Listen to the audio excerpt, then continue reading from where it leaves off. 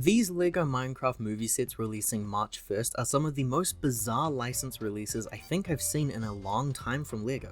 Kia ora everybody, today I'm talking about a video game that I do care deeply about and a LEGO line that I've always appreciated from afar, but I don't think I've actually ever talked about on this channel before. At first, I didn't really have too much to say about these Minecraft sets since this isn't a channel that has covered Minecraft related material in the past, but the more I looked over these sets, the more questions I have. I do love licensed LEGO sets too, that part is up my alley, so it made sense to talk about the positives and the negatives here.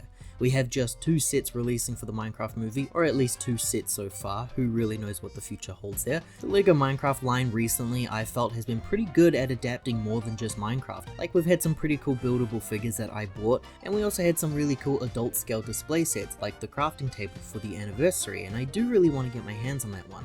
I also really liked how they did make sets for the spin-off titles too, like Minecraft Dungeons. I think 2 sets for the movie is a pretty good selection, though they are both appearing on the higher end for the price points there. I think that's asking a little much for the average consumer at this point, and both these sets also seem rather telling for me on how much faith is being put into this movie. The first set here is set 21272, the Woodland Mansion Fighting Ring. This contains 491 pieces in total, with I count 4 minifigures plus some buildable extras. This retails for 50 USD before tax, and we have the exact NZD figures here from the LEGO store online. We're looking at 90 NZD, and these sets all really look like the Minecraft Dungeons ones to me. A personal pet peeve of mine are sets like this, where it's a big or a medium-sized build that doesn't connect together. It's just a me thing, and really, it is no big deal, but both of these sets do feature that kind of a build aspect to them, which is why I said originally I didn't feel that strongly about these one way or the other. We have a wall-like structure there in which viewers can watch the fights, and then we have a fighting pit. The pit there features the build of a chicken, which is the one thing that's mostly using that Minecraft style that we all know of, and this is where the sets are really interesting and weird to me. Seeing that brand new art direction that the movie's going for mixed in with the classic design is such a bizarre, uncanny sight to see in these sets. The zombie mob there is using that new style where it appears to have a human looking face on a traditional Minecraft square head. Very strange to see, kinda reminds me of the early Clone Wars sets. And more than that, these here appear to be the first Minecraft sets that just plainly feature traditional minifig heads. And this isn't LEGO's fault by any means, they're just accurate depictions from the movie. But I think an issue people already have going in with this movie is that you can take these minifigures away from the set and you absolutely could not tell that these are from Minecraft to begin with. But again, to reiterate, that's an issue that the movie needs to address, not LEGO, who for the most part have made some pretty good looking minifigures here.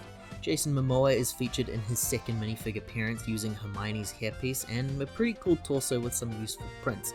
The other figure there I believe is Henry, at least going by the casting list, who looks very similar to Wim from the Skeleton Crew set. Jack Black as Steve is included in both sets, so there's no exclusivity for him there, which I think is a good move on LEGO's part, and it's potential that his inclusion in these sets alone is able to sway either adults and or the chronically online community. It's a really good looking face print for him as well. It looks exactly how I would imagine a current day Jack Black to look in LEGO, but I will say, in the movie he objectively has sleeves. LEGO have gone lazy here once again with this inclusion. It's a shame that even a Jack Black Minecraft movie isn't nearly popular enough for LEGO to warrant making blue sleeves for a minifigure. The next set here is a little more interesting, but it still falls in line with me on how I feel about the other set. Set 21273, the Ghast Balloon Village Attack set. This here contains 555 pieces in total, so this one is a little bit bigger there. I count 6 minifigures total and some good looking buildable inclusions too. This one here retails for 70 USD before tax, just $20 USD higher than the other set. Here in NZ though, this is priced at $130, 40 bucks more NZD than the previous one in our currency. My thing with this set is that the multiple buildings seem nice on paper and they do help make it feel a bit more of like a village, but all of the builds here are at the same time pretty lackluster compared to previous village sets that we've had. And I know it's a dumb complaint to have because I could literally just add pieces myself and make them connect together and bulk them out a little, and I might end up doing that if I do buy the set, but at the same time it doesn't really feel like the original set anymore, you know? Anyway, the Ghast there appears to be similar in style to the previous sets released and accompanied by these piglin enemy types who look really great once translated into minifig form. I do really like that traditional Minecraft style they have, but they also appear to have a bit of an alternative character towards them that helps match the movie. I think they came out really well. The other human characters here are Steve once again, and then we also have the characters of Dawn and Natalie, but it's the actors that I'm a lot more interested in there. Danielle Brooks is really cool. I've been following her work for some years now. You probably recognize her from things like Orange is the New Black or from Peacemaker. And Emma Myers there is really interesting too, because I think it might be one of the shortest turnarounds for an actor to go from a mini doll to a minifigure for 2 different roles. Released previously in the Wednesday sets as Enid, this minifigure is actually the one I'm the most excited about here, and I'm not even kidding. She's using the Mad Eye Moody hairpiece, which was only released in this kind of a shade of brown in the Build a Minifig bin at the LEGO stores, and it actually never released in sets. So this is the ideal hairpiece that I want to use for Anakin Skywalker customs, and that alone has me interested in this minifigure. The last minifigure there to talk about is a villager, who again, like the pig dude, seems to be using both a new style for the movie while still holding that iconicity from the games. We also have a brick built Iron Golem there, who seems to use the same build style as the previous ones released. This is such a strange release, and like I said, I think there's a lot riding on the Minecraft movie to be a big success, following the recent years of video game movies that are targeted for kids. This movie here is on par for me, at least, with the releases of Mario and Sonic, and I think that the LEGO merchandising going on here is partly connected to how well those movies performed and how much of a missed opportunity it was that LEGO didn't make sets for either of them.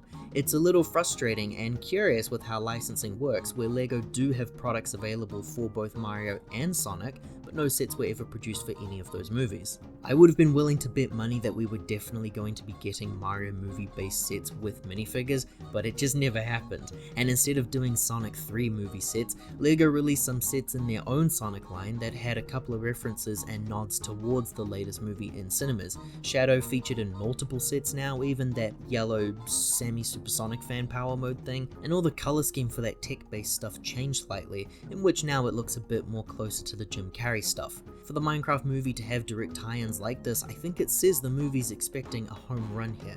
It could honestly go either way at this point. I wanted to compare these though to a different video game theme with another set releasing also on March 1st. It's the Horizon Adventures set, which I didn't cover the news when it was revealed, but I will be covering the set once it's actually been released here because it's one that I'm really excited about.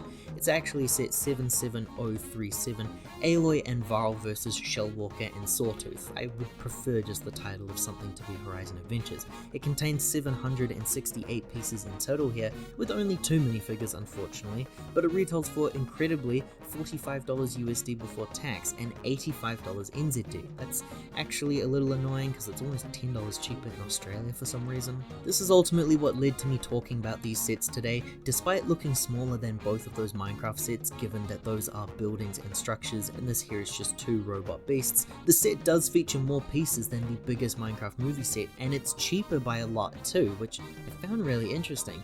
In fact, it's cheaper than the cheapest Minecraft movie set, surprisingly. For me personally, PlayStation is a bit more my jam, and I do want to see more PlayStation sets in the future, so out of all of these March 1st sets, this is the one that's going to be coming home with me on that date.